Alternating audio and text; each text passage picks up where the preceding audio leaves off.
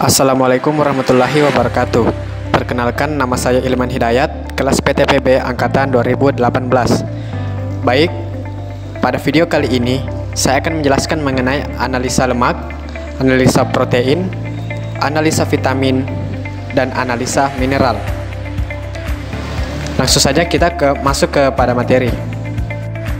Analisa lemak. Lemak merupakan salah satu sumber energi yang memberikan kalori yang paling tinggi. Lemak juga berfungsi sebagai sumber dan pelarut bagi vitamin A, D, E, dan K. Lemak hewani mengandung banyak setrol yang disebut kolesterol. Sedangkan lemak nabati mengandung fitosterol dan lebih banyak mengandung asam.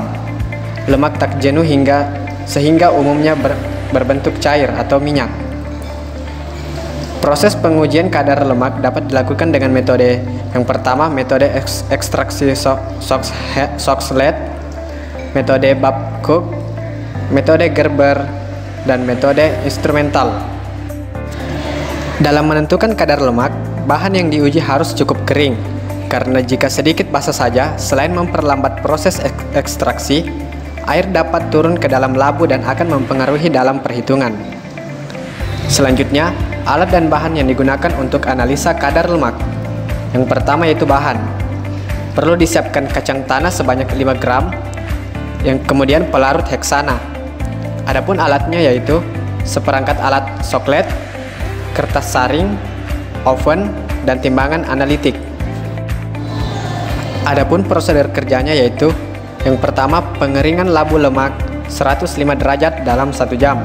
Kemudian pendinginan labu lemak dalam desikator selama 15 menit.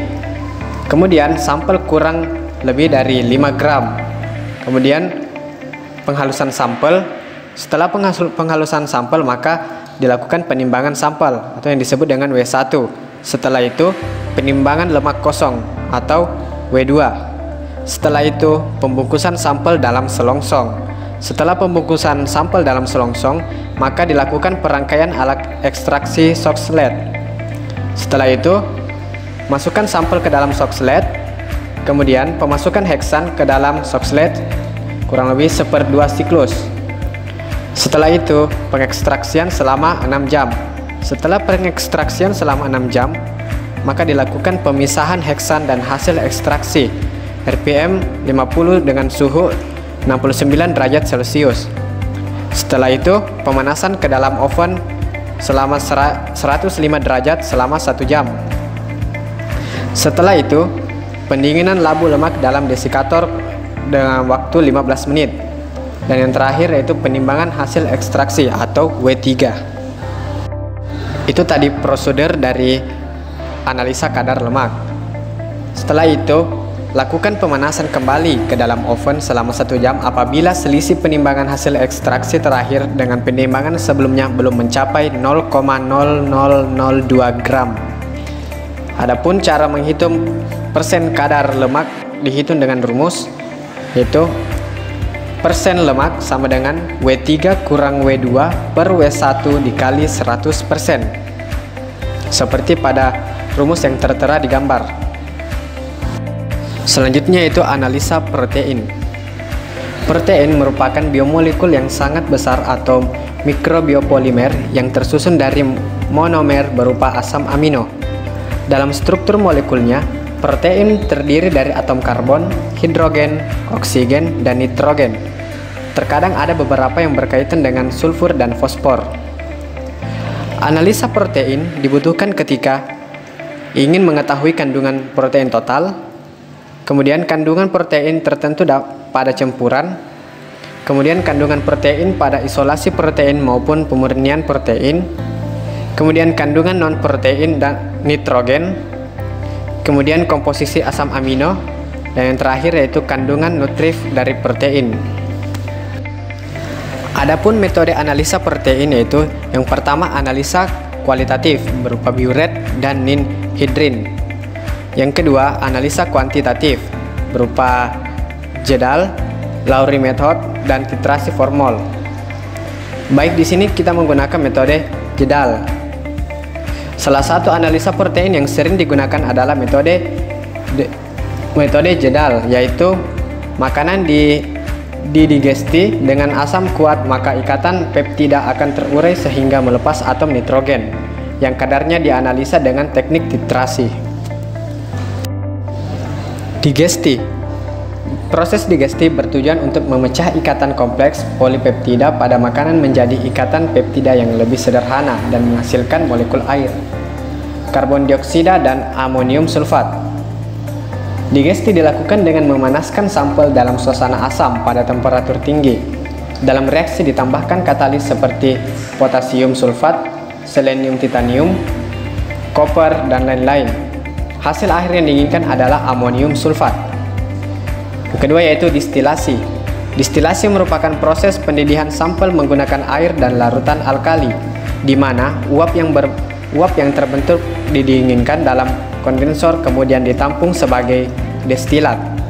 Tujuan proses destilasi adalah mengubah amonium sulfat yang terbentuk dalam proses digesti menjadi gas amonia. Gas amonia ditangkap menggunakan asam sehingga menghasilkan larutan amonium yang siap untuk dianalisa kadar nitrogennya. Selanjutnya itu titrasi atau kolorimetri. Proses ini adalah tahapan akhir metode jedal dengan menganalisa kadar protein dengan menghitung banyaknya kandungan nitrogen. Titrasi dilakukan dengan menggunakan larutan asam, yaitu asam sulfat H2SO4 atau asam hidroklorida atau HCl. Sedangkan kolorimetrik menggunakan spektrofotometer. Adapun rumus yang digunakan yaitu persen protein kasar sama dengan persen N kali faktor konversi. Selanjutnya yaitu analisis vitamin.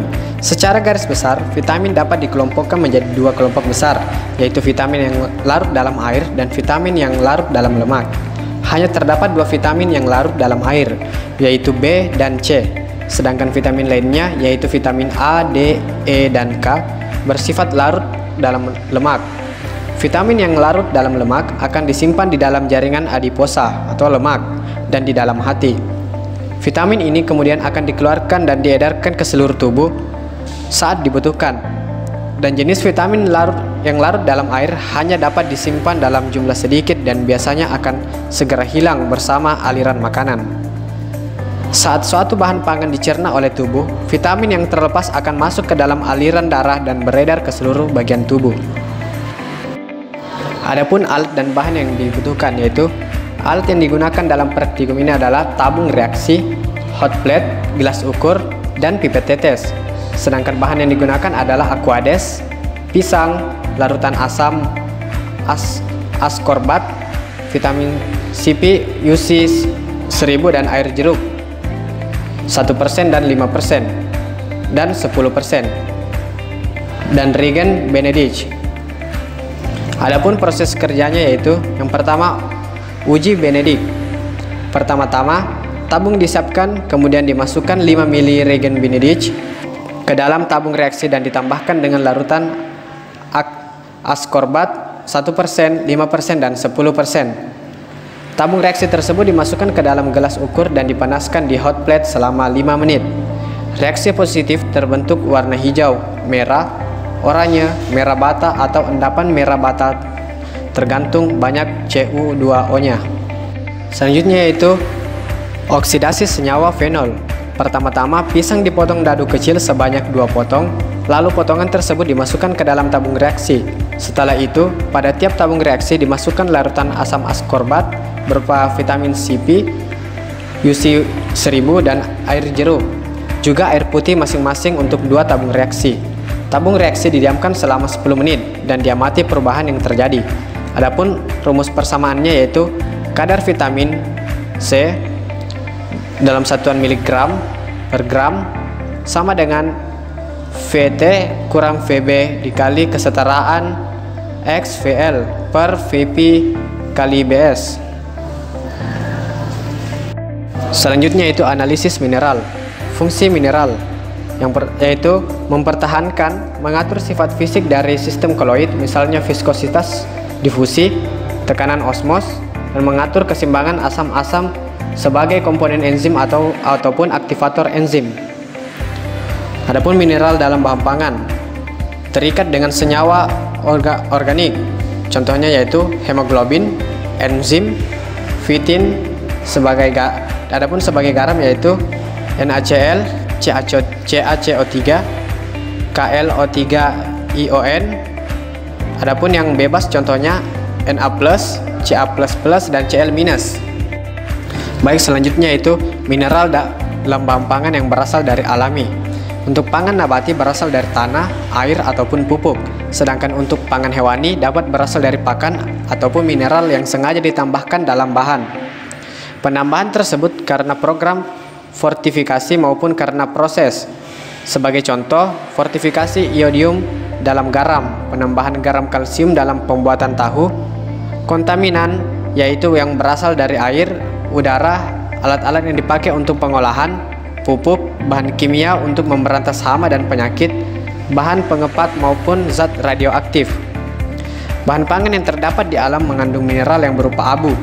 Penentuan kadar mineral dalam bentuk asli sulit dilakukan, oleh karena itu dengan menentukan sisa-sisa pembakaran garam mineral tersebut yang dikenal dengan pengabuan. Prinsip pengabuan secara langsung yaitu semua zat organik dioksidasi pada suhu tinggi, yaitu sekitar 500–600 derajat Celcius. Kemudian zat yang tertinggal setelah proses pembakaran ditimbang.